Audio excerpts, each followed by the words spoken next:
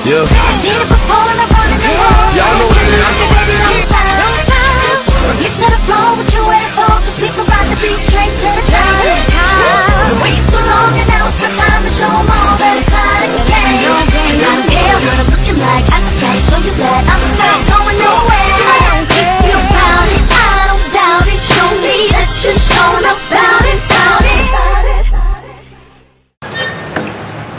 What's up, Life in the Now TV? What's up, friends of Life in the Now TV? I know you're wondering, what am I doing hosting Nicky Yarborough's show? What am I doing at James A. Shanks Middle School? Well, I wanted to bring you to the place where I met Nicky Yarborough and where our lives really took off.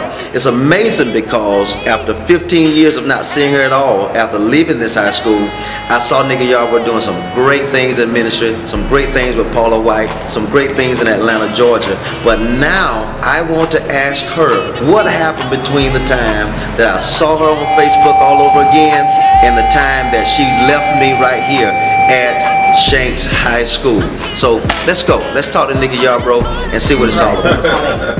Welcome to the show. Welcome to the show.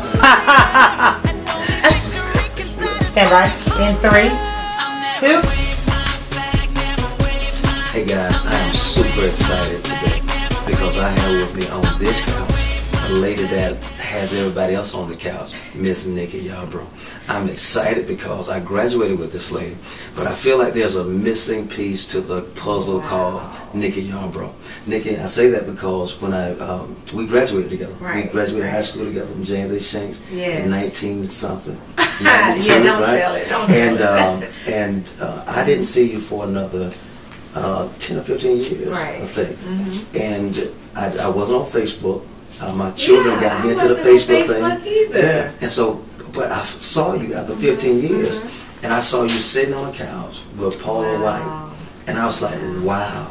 And I was thinking, what did we miss between the time of 1992 to you sitting on the couch with Paula White actually sharing the ministry? I was blown away. I was very proud of you, but I really want to know what took place between that time and that time in your life to where you are right now. Wow, Pastor Clarence. I mean, you know, I can't believe you actually just came out the box with that question, because a lot transpired, you know, from the time I graduated from high school. You know, there were so many different things going on at the time. All I could think about was I needed to go to work. I needed to get me a job because I needed to get out of St. John. I mean, that was all on my mind. And that's what, you know, I want to talk about that too because, you know, I'm a small town boy too. I'm from Grattan, you know, you're from St. John. And the things that I've done, and the things that you've done, kind of been amazing, especially considering where we come from. How difficult was it for you to be accepted on a new level of ministry coming from such a small place? Did that ever factor into your mind? Very difficult. It was very difficult because, you know, a lot of people still see you as just that little girl, you know, little Nicky, but they can't believe that you're actually doing something. So, but the more that you continue to walk it out, the more I continue to just stand behind what I believe, the more I really came into who I am. You know, I wrote the book, Discovering You. It was about me because it was my time to figure out, you know, who is Nicky? You know, why did God create me? I know I'm more than just, you know, the girl from Quincy. I'm more than just JoJo's sister, you know, or TT's sister. I'm more than that. You know, there was something that was deep down on the inside of me that God was pulling out. And I could feel that, but didn't know how to get to it. That's an important direction that you're going in because when I go back to high school, you probably would have never thought in a million years I'll be a pastor. Never. And I would have never thought in a million years that this beautiful girl that had the most beautiful Jerry curl in the whole world, you know, would be who you are. Now watch this. When did you know you had a special call in your life? Like, what was it for you that let you know that you had a special call in your life? Well, I I could say there were signs throughout my entire childhood, but I just didn't know what it was. I couldn't put my finger on it, and my mom had told me different little stories about when I was a baby, you know. But my mom, she wasn't a real spiritual person like that either, so we just, you know, live your life.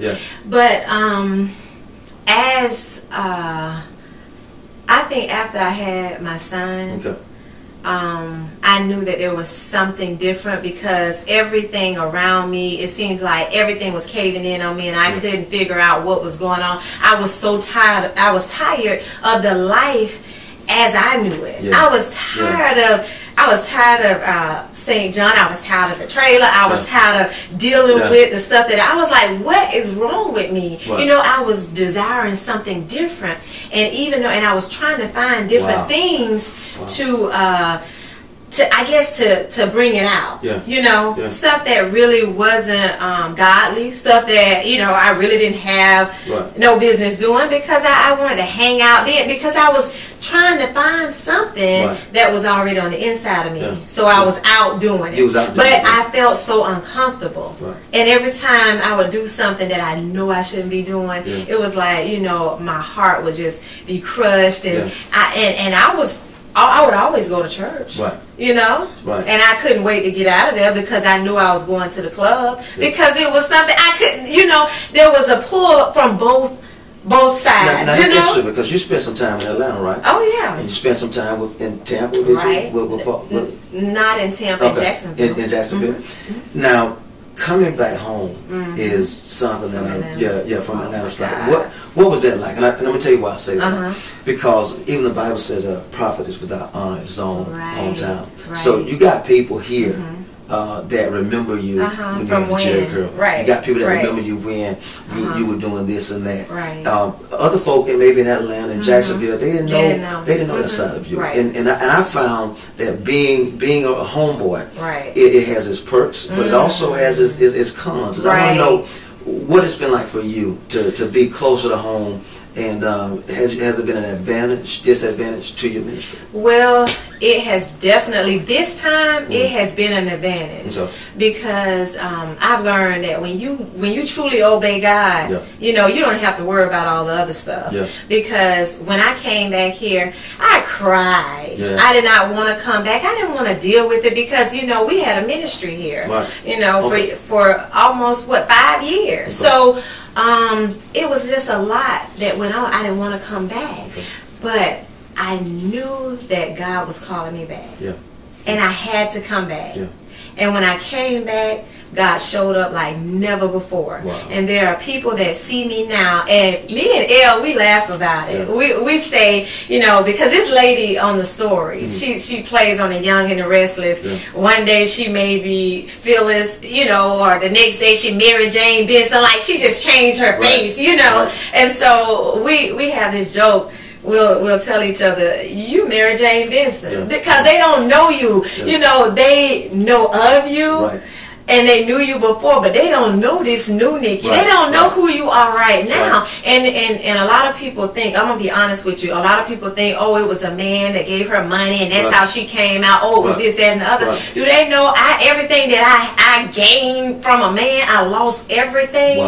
But what's on the inside of me is what produces what they see right now. You know, I don't even look the same. You know, and I recognize that. I don't look the same. You know, I don't talk the same. I don't hang with the same people, because you have to grow. That you know, when you're doing what God has called you to do, when you just want to be a better person, you know, well, there's no doubt. There's no doubt that you change. There's no doubt that the glory of God is all upon you, and I see that, and I think it's evident to everybody who knows you.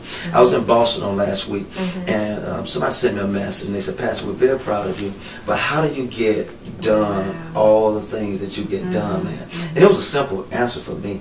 I said, I have an awesome team, I have an awesome family, and I serve an incredible God. My God. And when I look at your life, and I look at people like Elle who supports you, and there's people, there's staff, there's cameramen and women, and people who do your hair and all that kind of stuff. And I've been looking at that all day long as I've been watching you, and it's amazing how they serve you. Not as if you're God, right. But you have people in your life that serve you. All right, talk a bit about how God has strategically placed people in your life to help push you towards your destiny. It has been divine destiny. I'm serious. Everybody who's a part of my life has been strategically placed there. Yeah. And I think about it all the time. I'm like, God, I'm not the type of person that like to be in front of the limelight or show it, whatever. I know it looks like that right now, but it's all God. Because, you know, Nisi, the lady who styles me, you know, we met divinely connected. I'm gonna stop you right there. You know, and we're gonna go to another segment. But listen, if I'm gonna host a show, I want the same treatment as you. I need somebody to do my hair, makeup, all that kind of stuff. You know, hey, on the second half of this show, we're gonna come back with Pastor Nicky Yarborough. We'll be right back. Today is Saturday. Today is Saturday. Salad on Saturday, fruit on Friday, throw a ball Thursday. Water Wednesday, touch your toes Tuesday. Let's move Monday, swap snacks Sunday. All the healthy children eat well and move a lot. And move a lot. And move a lot. Eat well and move a lot. 60 minutes of physical activity a day and eating well can help get your child healthy. So keep them active and eating well every day. Skip a rope Saturday, freeze tag Friday, tap dance Thursday. Whole grains Wednesday, try a veggie Tuesday. Let's move Monday, split the sweet Sunday. Eat well and move a lot. Today is Saturday. Today is Saturday. All the healthy children, all the healthy children. Get ideas. Get involved. Get going at letsmove.gov. That's letsmove.gov.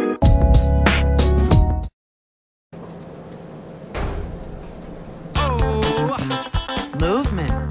Along with weight loss, it's one of the many ways to fight osteoarthritis pain.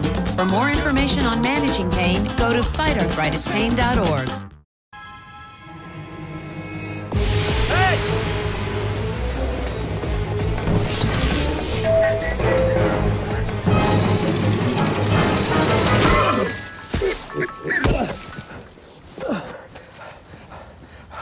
So, same time next week? Well, of course.